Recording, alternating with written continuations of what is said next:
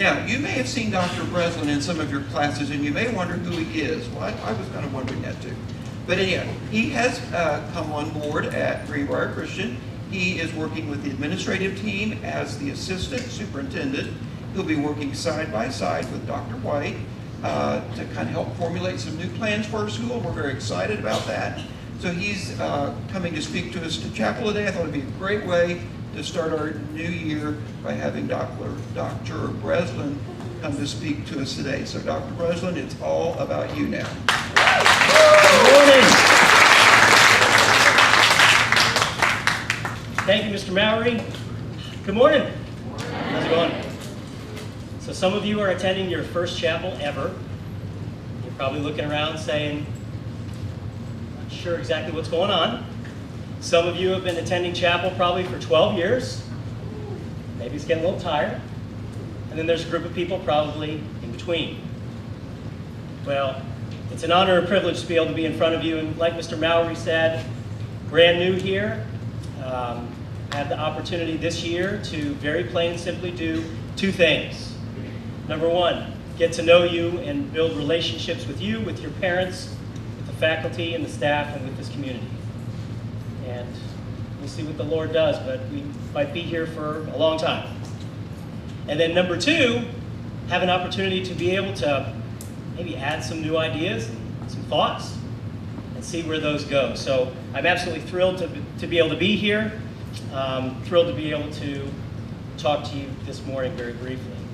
Have to start off, there was a group of kids that I got to know first, and the key is you got to get to know a small little group of kids first, and then you work out from there.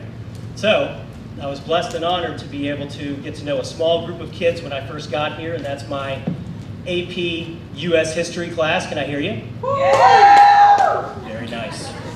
The rest of you are like, oh, jealous.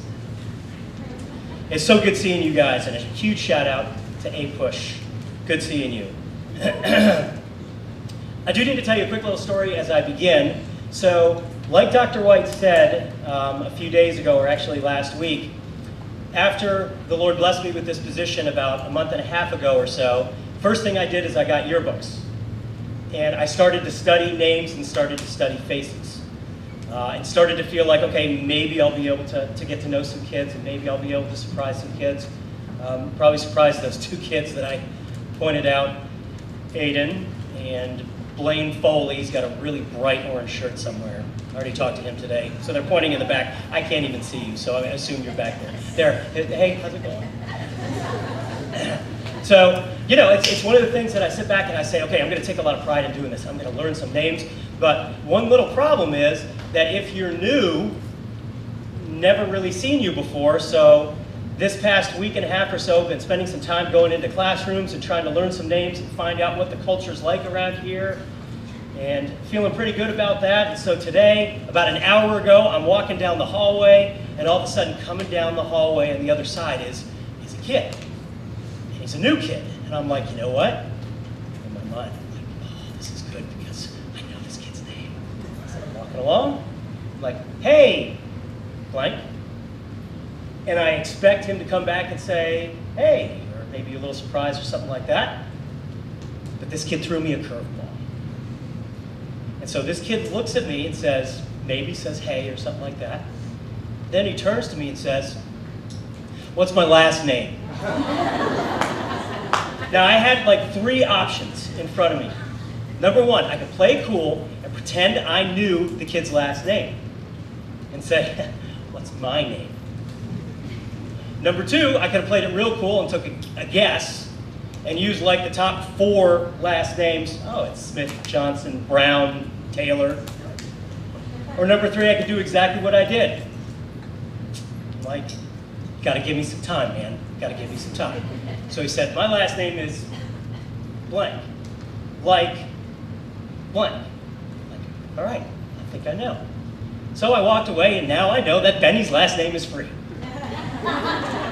So there he is right there. Benny, pleasure getting to know you and know your last name.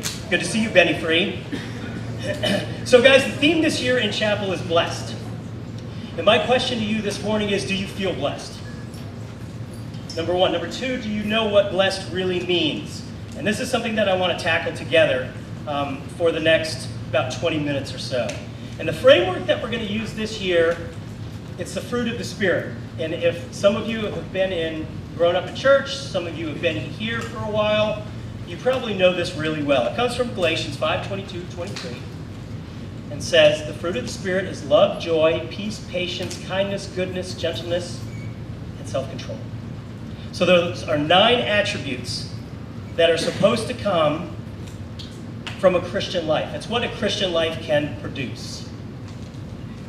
So what I'm going to do is I'm going to take one of those. I've got 2 parts of my talk today. Part number 1, we're going to take one of those attributes and we're going to talk about a little bit, because I think one of these attributes is something that throughout the Christian community, and I've been studying Christian community very carefully throughout the last few years. And I think in terms of the Christian community, I think we're lacking in some of these, some more than others. And I've picked one this morning that I think overall as a Christian community, and when I say Christian community, I'm not talking about you. And I'm not talking about GCA. Right? I'm talking about the overall Christian community. And I think one of those attributes is really lacking in the Christian community, and it's having a really bad effect and a bad impact on our community. And that attribute is peace. And when I say peace, I'm not necessarily talking about world peace, lack of war. I'm talking about peace within the context of what Christ was talking about, within the context of our hearts. And I think peace is an incredible inner feeling of contentment, of ease, and of this thought that, you know what, no matter what is going on in my life, no matter what I'm going through, no matter where I've come from, all is going to be well. It's this overriding sense that all is going to be well. Unfortunately, I think that there are so many of us that have a really hard time grasping this. And I think Christians overall lack peace. I think it's an elusive fruit. And I think sometimes we're right on the edge of achieving it, but it's hard. It's a hard attribute to grasp. You know, one of the things that that I love is I love noise. And I grew up in a big family. I've got 4 brothers, 2 older, 2 younger. I'm right in between. And there was always a lot of chaos in our house.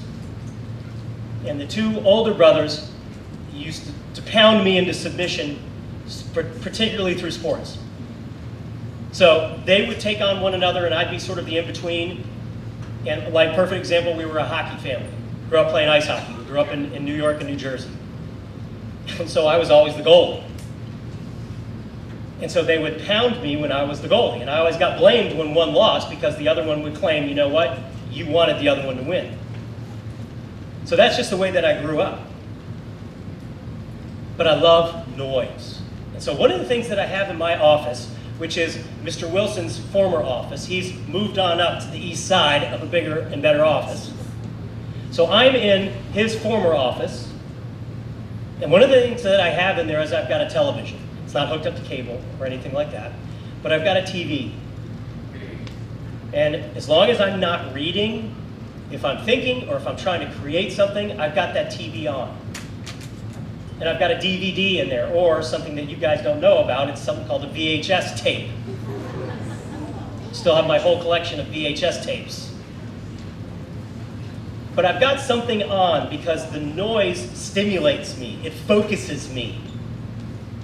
But here's the key. The key is it's got to be something that I've already seen and I'm really familiar with. I can't be tempted to watch it. So what do I have in there? I've got documentaries. I've got football games. I've got music videos. Things that I know, things that I'm familiar with. And for some reason, that noise focuses me. And that noise gives me peace. But the things that I think hold us back from peace, listen to this. Listen to this list and see if these are some of the things that might be in your life right now. Anxiety. Nerves. 2 big ones. Insecurities. And jealousies. Those are some things that hold us back from truly achieving the peace that Christ has outlined for us that should be part of a Christian life. Anxiety, nerves, insecurities, jealousy. Those things attack peace. I'm going to break those down a little bit for you today. Philippians 4:7 states this. This is an amazing verse. It's Philippians 4:7. And it states as follows.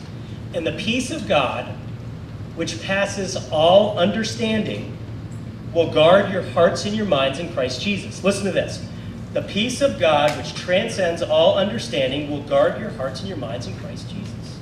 That is an amazing verse, and it's an amazing promise. Because what it says is, if we do have that relationship with Christ, he gives us the opportunity to be able to claim that peace. We're not going to do a poll here, but how many of you, I wonder, have truly claimed that peace? Okay, something that I didn't become a Christian until I was 18. I didn't understand what a relationship with Christ meant until I was in college. Grew up in a nice family, and we went to church, but we never put a connection together between Jesus and an actual relationship. And my coming to Christ was a blessing to me. I wasn't at the bottom of my rope. I wasn't desperate or anything like that. It just sounded interesting to me. It sounded good. So I sat back and said, okay, I'll give this thing a shot. And I'm in my 40s right now, and I'm still giving it a shot. And it's still working. And it's still really, really good. But that peace that surpasses all understanding, it's hard for us to fully comprehend exactly what that means. So think about where you are right now. All right, here are a few things. It doesn't matter if you're in 7th grade or you're in 12th grade. You guys are all young. You guys all, which is awesome. And when I say you guys, I'm from New Jersey, and this is our equivalent of your y'all. So I'm not just talking to the guys, I'm talking to everybody. So hopefully you have something in your life that you're excited about. Hopefully there's something in your life that you're really excited about. I asked my class this morning, a member of my class, I said, hey, blank, what are you excited about? And she gave me this blank look. And finally she said, I'm going on a bike ride. Okay, that's good. If that's exciting, that's awesome. Do you have something in your life that you are actually excited about? So you're young. Hopefully you're excited about something. Hopefully you're ready to go. And listen to this. There is so much in front of you. Everything is still in front of you. All of your goals, your hopes, your dreams, guess what? They're still in front of you. And I would also say teachers, faculty, staff, administration, I think a lot of our goals are still in front of us as well. Hopefully our goals are still in front of us as well. And that's something that's really, really exciting, and that helps create peace, having something to look forward to and get excited about. Reality check. You ready for this? Listen to the statement. Your very best in your life is still yet to come. There's no question. Your very best, every single one of you, your very best thing in life is still yet to come. What is it? I don't know. But take the best thing that has ever happened in your life so far and magnify it by about 100. That's still coming. It's still in front of you. That is really, really cool and very exciting. If you can't get excited about that, then I feel bad for you. But there's also another part to that. And the other part is very plain and simply, your hardest times in your life, guess what, are still yet to come as well. And that's just the reality. That's what we call the dualism of life. Doesn't matter if you're a Christian or not a Christian, your best is still yet to come, and your hardest times are still yet to come. And that's just the reality. So I was trying to think about this. When does that lack of peace in our hearts, when does it actually show up? And I think it shows up most when we're involved in what I call intense experiences. Intense experiences require something of us. They demand something of us. Think very carefully, think about anything in your life that doesn't really demand something. There's not much. And this is where it gets really tricky. The business that I'm in and the business that the faculty and staff are in, we're in the business of what is called schooling. Schooling, by its nature, is an intense experience. And here's something also that's part of the reality. And I'm sure at some point you're going to sit there and say, why can't it be easier? Why can't it be this or that? If it was easier, if schooling was easier, it wouldn't reflect true life. Because life is intense. I know you've heard this before, and I know your parents have told you this. But life is not easy. Life is it's an intense experience. And schooling mirrors that. Because you've got expectations, you've got deadlines. So you guys are in training. Because life is filled with those intense experiences. And I really believe that our job here is to help teach you and model for you how to handle intense experiences. Because if you don't learn it now, you're going to be in trouble. Because you're in a good place, and I'll go a little bit further into that in a second. So our job here is to teach you skills. It's to teach you how to process information. So all of your classes and all these things, all we're trying to do is we're trying to teach you guys how to process information. How many times have I heard, why in God's name do I need algebra? Nothing against the algebra teachers. Why in the world do I need world history? Why do I need APUSH? Why do I need chemistry? I'm not going to be a chemist. I'm going to be this or that. Why do I need this? The whole goal is to teach you how to process information, to make sense of it, and use it in a way that you can actually benefit your life with. That's the goal. So think about this.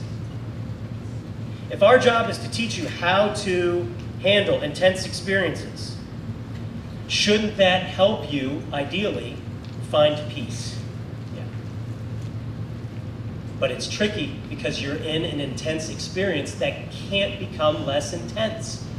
Why? Because it doesn't mirror life. And you know, those that haven't experienced those intense experiences, they're the ones that go off to college or go off to their first job, and it just doesn't work for them.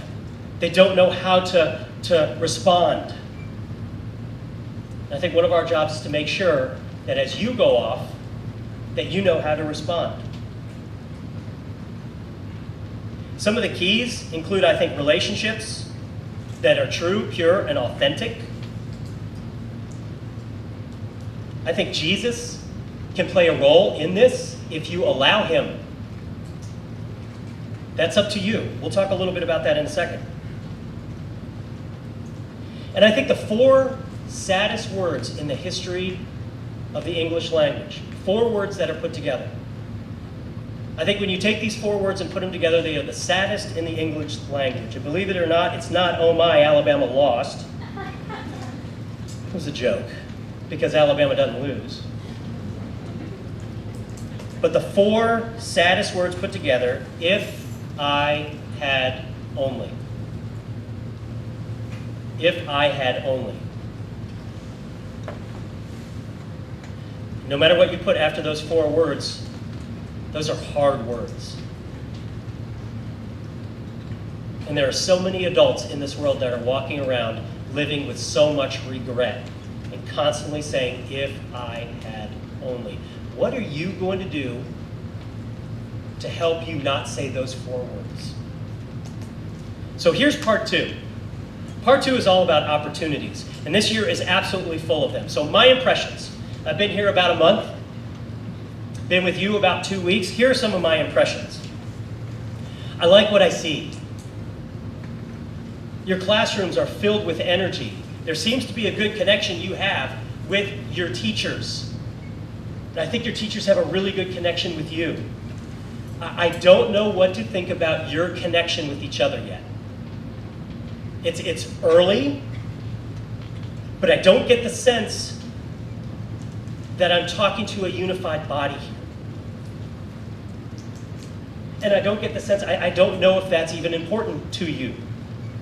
I know it's important to the faculty and staff, I don't know. I think there are probably areas where you are very united, depending on your interests.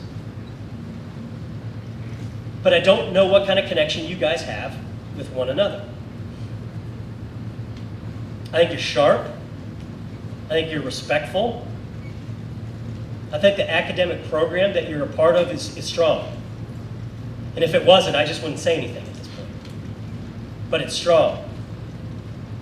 I do get the sense that you have of faculty and teachers that really do care about you and want to get to know you and want to dig into your lives. I do get the sense that you have a solid athletic program. And that's been fun. My family and I, we love to go to athletic events. We love to go to fine arts events. It's fun. Huge shout out to the girls volleyball program, JV and varsity. We've been able to see your 2 home experiences so far. I think volleyball is when it's played well, it's really fun to watch. And you guys are good. I mean, you guys are really good. That's fun to watch a really good volleyball program. One thing I don't understand, but it's just, I guess, part of the game. And if you guys have gone to volleyball matches, and almost every volleyball team does this after they score a point, everyone shouts, "Hey!" But I noticed something as the game kind of goes on, and as the score becomes a little bit more larger, so to speak, and you're up 19-10 or so, so when it's 1-1, everyone's like, "Hey!" And then something happens, I think a block, and you guys are like, and I'm sure you have something for an ace or something like that, but the "hey" is really cool, and then as it gets to like 15 or 16-5, it's like, "Hey," and then finally when it's like 21-3, you've got one person on the bench saying "hey." But I've been very, very impressed with the volleyball program, and it's been fun to watch. By the way, number 1, Morgan, your book. I met your parents last night. They're very nice. Your dad's very intense during games. Number 7, I think her name is Kendall. Don't want to be on the other side of one of her. That's you, isn't it? What is that called when you slam it down? Is it called a kill? Yeah, that's impressive. She's good. Guys, don't get on the other side of one of her kills. And Paige, great smack, number 10. I think Paige. Great smacking of your gum while you're serving. It's fabulous. So we had a great time being able to go to those matches. We'll continue to want to go. And it was so cool. I was passing in the hall earlier last week, and it had to have been a softball player who said, "Hey, you're going to softball games, right?" Yes, we are definitely going to softball games. So this is really cool. You guys are in a really, really good spot. Let me tell you also something. There was a ESPN special last week. Actually, I think 2 weeks ago. And what they did is they brought cameras to a college football program, and I won't mention what college football program it is. And they followed them through preseason camp. And they had 4 episodes, and it was really, really cool. There was one episode where one of the gentlemen, it's a top-notch college football program, where this university has a graduation ceremony over the summer. And a member of the team was graduating. And I think he was the first member of his family to go to college and graduate from college. And so he got his diploma, and then right after they had practice. So he's walking around with the camera. He said, "You know, I just had this great experience, probably the most important day in my life, most exciting day in my life. Now I got to go back and I've got to take pictures and I've got to go to practice." He enters the locker room. He's got his robe on. He's got his cap on. He's got his diploma. And all of a sudden, the locker room absolutely erupts. And all the guys come around him, start jumping around him, start taking pictures. It was a big deal. And they interviewed this guy, and he said, "You know, something that I realized really quickly is that here at this university, we've got everything we need to succeed. We get the academic support. We get the tutoring. We get everything we need to succeed." And he said this, and I thought this was a great line. The quote was, "If we fail, it's our own fault. You can't possibly come here and fail and not say, it's my own fault." Listen, gang, you have an amazing opportunity this year. You have an incredible opportunity in the midst of a crazy, confused, complex world. You've got an incredible opportunity right here in this small little bubble. In Matthew 11:28 through 30, verse 30 actually states very plain and simply, and Jesus is saying this, "My yoke is easy and my burden is light." Huge correlation with that idea of peace that I was just talking about. The idea and the concept of being able to give your burdens over to somebody who looks over you is really, really exciting. Now, this is important also to think about. And I don't know you, very well, but there has to be people in here who look at Jesus from a theoretical standpoint, from a standpoint of, okay, good person, but I don't know about this idea and concept of Jesus as Lord. This is a little bit crazy to me. And if you think about it, it absolutely is. The concept of somebody coming to the earth, dying for someone's sins, all right, resurrecting from the dead. The whole Christian story is really hard to comprehend. It takes a lot to believe in it. And I bet there are some people in here that are in that camp. All right, Breslin, you're sitting there and you're talking about peace and that kind of stuff. I don't even know what to think about God. How can I achieve peace through God if I don't even understand Him? Well, you have an opportunity this year to understand what that means. And then there's the other side, way over here, people who probably have grown up with the Lord, maybe accepted the Lord, have that relationship with Him. So you've got theoretical and you've got reality. I think another job that we have is to show you, to model for you, what a life looks like that actually believes that Jesus is the reality. That's what we need to model for you. That's what you need. And I'm sure there are people out there that are sitting there saying, I have no idea what this guy's talking about. I'm not even interested in this. I came here to chapel. It was a nice little concert. I'm getting a nice little break. I've got lunch, B lunch, and I'm not happy about that. Apparently B lunch is quite quiet. That's what I heard from Ambush this morning. But the bottom line is this. You have the opportunity to get to know the living Christ as a reality. And I think one of the key things that we need to do, faculty and staff, is not stuff this idea down our kids' throats. To present, to model, and allow you to think what this means for yourself. Almost done. So in Matthew 27, verse 22, Jesus is on trial. Pontius Pilate. He sits there and he asks maybe the most important question in the history of Christianity. And the question is this. He is asking the crowd, so what do I do with this Jesus who is called the Christ? That's a question that every single one of us has to wrestle with as well. You can wrestle with it now, or you can wrestle with it at some point in the future. But every single one of us has to wrestle with that question. What do I do with this Jesus who is called the Christ? We all have to answer the same question. And maybe this year we're open to answering it. And maybe that answer could lead you to that idea and that concept of peace. So back to the opportunity. You have everything you need right here. You have every opportunity right here. This campus has everything you could ever want. You've got that faculty and admin and staff that really do care about you, that know the subject areas. This hopefully is a very safe place for you to dream big and explore. So my question to you as I close, what are you going to do with this Jesus who is called Christ? So in conclusion, here we go. We're entering this year together. The possibilities are endless. Will you choose to investigate that idea of peace? Will you claim it and make it real in your life? And will you take full advantages of the opportunities you have here? And I'm telling you right now, I've been in other schools, you have opportunities that a lot of kids do not have. You've got a lot of opportunities here that other kids just don't have. How are you going to claim those, and how are you going to embrace them and take advantage of every opportunity that you have? And what are you going to do from staying away from those 4 words? If I had only. Let me pray for us, and then we'll move on. So when I pray, all we're doing is I believe that we are talking to a supernatural being that rules over my life.